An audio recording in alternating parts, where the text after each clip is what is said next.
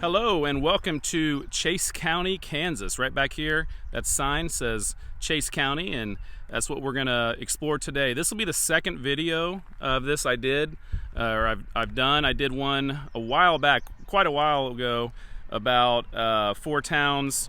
It was Cedar Point, Clements, Bazaar, and Matfield Green.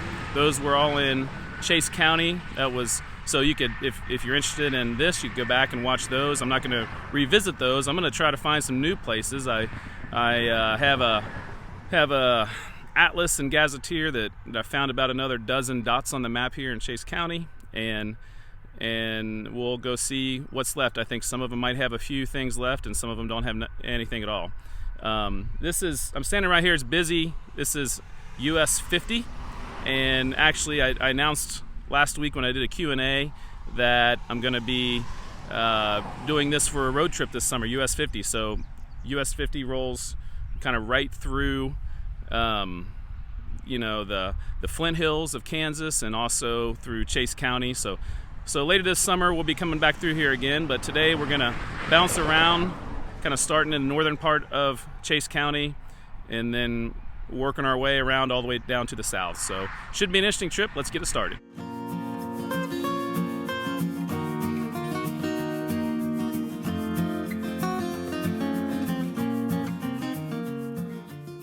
Our first town is Toledo, first ghost town that is. As I drove through Toledo, where it says Toledo's on the map, there's the only thing there are just houses, no remnants of the old town of Toledo. They had a post office for 45 years, so that's pretty significant, much longer than most of the places. Just north of the town, there is the Saffordville Church, which actually Saffordville is the next town we're going to go to. So they're close to each other, and not sure why it's called Saffordville Church instead of the Toledo Church, but maybe it's just because there were more people from Saffordville when they created that church.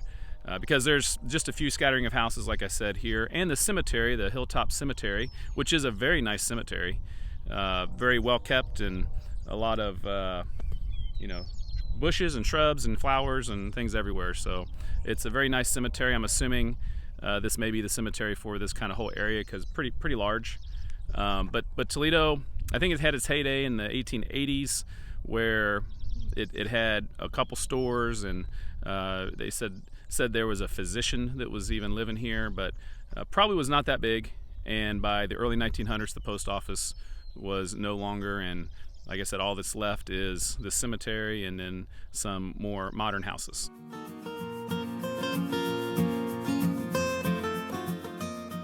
Saffordville has a pretty interesting history, and it was actually a pretty significant town here.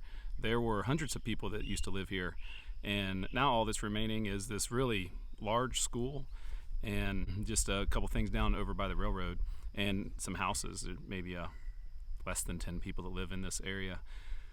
But it was originally called Safford, and then I read that it was getting confused with the town of Stafford, and the mail would get mixed up. So for a very short time, they named it Kenyon, and then maybe like a year or so later, they switched it back to more like the original name, to Saffordville, and that seemed to stick. But the problem they had here was flooding. The Cottonwood River, and then there's a lot of other streams around this area, would flood, and there were literally a dozen floods in the first half of the 20th century. And then in 1951 was a huge flood that happened, and it was feet above flooding, and it just basically evacuated everybody from this area. And when they came back, things were so devastating that most everyone just left. They moved to nearby Cottonwood Falls or other towns, and the town basically became abandoned. And this school here survived it, and it is a very impressive school. It's a large school. In fact, there's really nothing that would give you an indication that this is even here. If you drive by where it says the town, kind of on the railroad, but you got to drive down the road a little bit to find the school. So pretty cool that this is still standing and very impressive.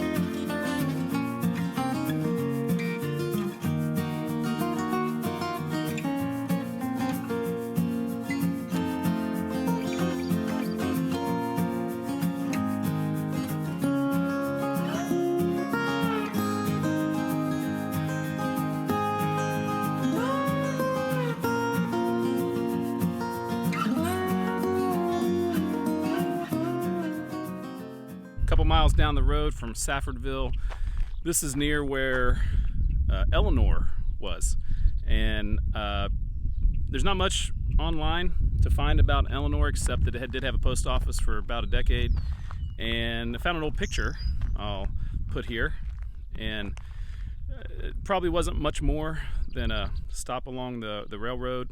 Now there is a farm right here and a ranch, so that's pretty much the only thing that's near where Ellinor used to be.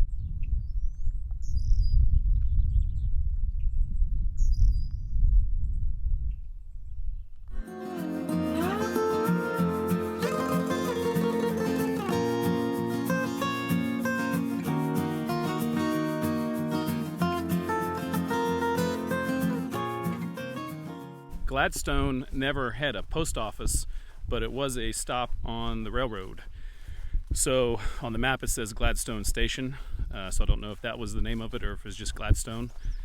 It has been referenced as Ghost Town, and at the area where it says Gladstone on the map, there's nothing there except a farm by the railroad, and but just north of that is Miller Cemetery, and I don't know if this is a family cemetery or maybe a just community cemetery. There's a big headstone that says Miller right in the middle, so maybe it's a little bit of a combination of both. On the back of this big stone with Miller on it, it talks about Arch Miller. It says he was born in Antrim County, Ireland in 1834 and came to America in 1853. And so it just talks about his pioneering ways, and it just sounds like he must have been a great guy. The quote at the bottom says, "And because right is right, to follow right were wisdom and the scorn of consequence." Pretty cool. So Gladstone is kind of an Irish name. I wonder if Arch Miller being from Ireland and this being the Miller Cemetery, if maybe that's where the name Gladstone came from. I don't know, maybe somebody out there knows better than me, but if so, pretty cool to how to connect the dots from the cemetery to the ghost town. So as I was leaving Gladstone / Miller Cemetery, I saw it looked like an old building in the trees. And so I kind of took the little gravel next to the railroad, and there's a kind of like a railroad siding here. So I don't know if maybe this was where Gladstone was. Everything is real close, but there's certainly an old building in the trees that I'm not going to walk over to. I'll try to peer in there with the camera and show you what it looks like, but maybe this is where the railroad would take the little siding to get off here and then get back on. I don't know. I'm not a railroad expert, so maybe what I'm thinking is way off, but kind of interesting when you see a really old building in the trees over here.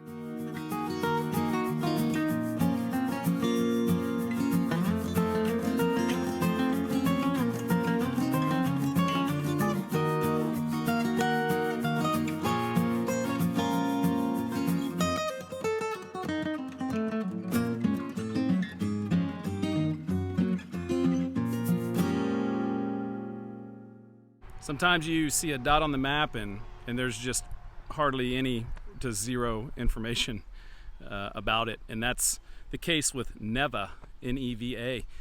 It was also maybe referred to as Neva Station. So probably it was just a stop on the railroad. And this is where it says it on the map. And right behind me, over my shoulder, the railroad kind of goes down there and ends. So I don't know. I'm assuming it maybe would have continued on a little bit there, but now it stops. You can see the end of the tracks down there, and then on the other side of the tracks there's a private property, no trespassing sign, maybe to a driveway. Not sure if it was even a town, but if you ever saw Neva on the map, now you know what's here, which isn't much.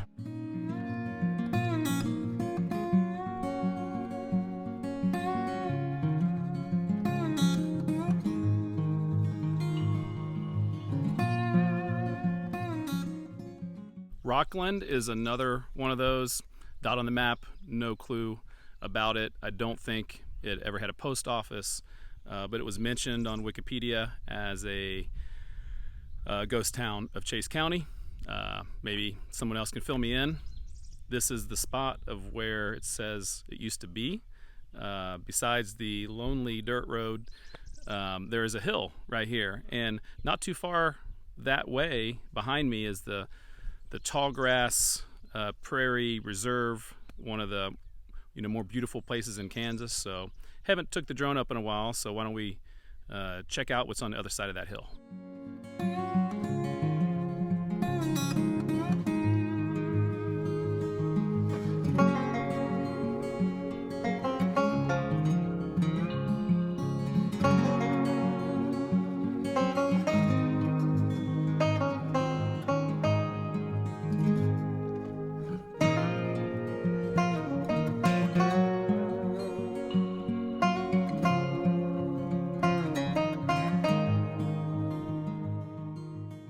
I've been driving down the dirt roads of Chase County for quite a bit today, and this was a long drive to get to where Hymer used to be. Hymer actually had a post office for 70 years, all the way till 1943. It was also a railroad stop, and there were, 30 or so people here in the early 1900s. It was very remote. Like I said, it was a long drive to get here. It's on Diamond Creek, and there is kind of a house on top of a hill over here, and a big ranch, and one abandoned house. And they even have a sign here that says Hymer. So it'd be neat to have maybe more signs like that in these places that used to be towns, tell a little bit of the history as people try to find them, but at least there's something to check out. Kind of up on the hill near the town here, there looks like some ruins of a building off the road. I can't tell what it is, but maybe I'll drive up there and see if I can get a little closer.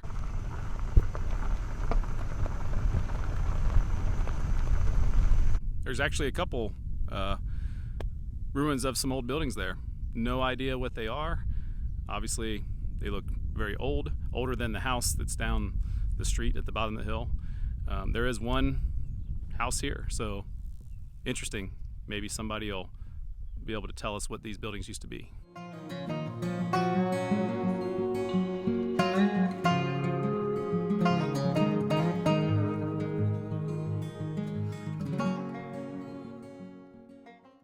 A mile or two from where we started in the beginning. Let's stop because this guy's driving past. He's looking at me funny. Hey, how are you? Y'all know anything about Ellinor? Neva, Kansas. Neva had a post office. Our first ghost town of the day is Toledo, Kansas, here in Chase County.